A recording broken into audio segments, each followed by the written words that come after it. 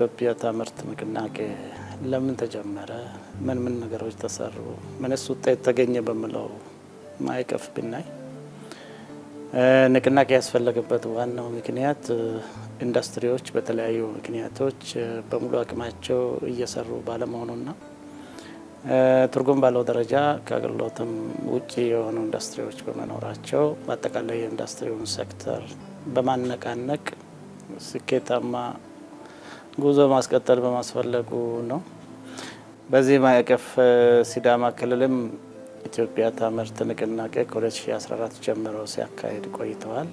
ኢንዱስትሪዎች በሙሉ አቅማቸው እንዳያመርቱ ያደረገበት ማነቆን ቅንጅት በማጠናከር አመራሩ፣ የኢንዱስትሪ ማህበሩ እንደዚሁም አሁን የሚላቸው አቅርቦቶችን የሚያቀርብ የኤልፓው ሌሎችም ጉዳይ መለከታቸው አካላት የጋራ ፕላትፎርም ተዘጋጅተው በእነዚህ ማነቆች ላይ በጋራ የሚመክርበት፣ በጋራ መፍትሄ የሚያስቀምጥበት፣ ተከፋፍለው ስራውን የሚሰራበት፣ ሰርተው ውጤት የሚያመጣበት አካሄድ በመከተላችን እንደ ሀገርም በዛ ደረጃ አቅጣጫ ተቀምጦ በመሰራቱ የኤሌክትሪክ አቅርቦቱ ተሻሽለዋል፣ የውሃ አቅርቦቱ ተሻሽለዋል፣ የመሬት አቅርቦት የማስፋፊያ ወዘተ ጥያቄዎች የመንገድ አቅርቦቱም ቢሆን ኢንዱስትሪዎቹ ወዳሉበት አካባቢ የማመቻቸትና የመሳሰሉ ጉዳዮቹ ማነቆ ከሞላ ጎደል ተፈተዋል ብሎ መውሰድ ይቻላል።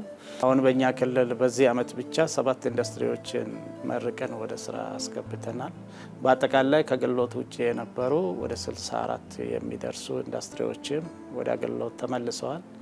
የኢንዱስትሪዎቹ የማምረት አማካይ አቅሙም ቢሆን ከ44.4 ከነበረበት በአሁኑ ጊዜ እንደ ክልል 59.5% ላይ ይገኛል።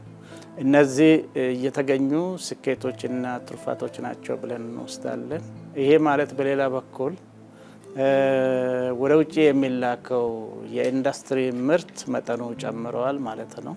ወደ ውጪ የሚላከው የኢንዱስትሪ ምርት መጠኑ ከጨመረ ከውጪ የሚገኘው የውጪ ምንዛሪ መጠኑም እንደዚሁ ጨምሯል፣ የራሱ አስተዋጽኦ አድርገዋል ማለት ነው።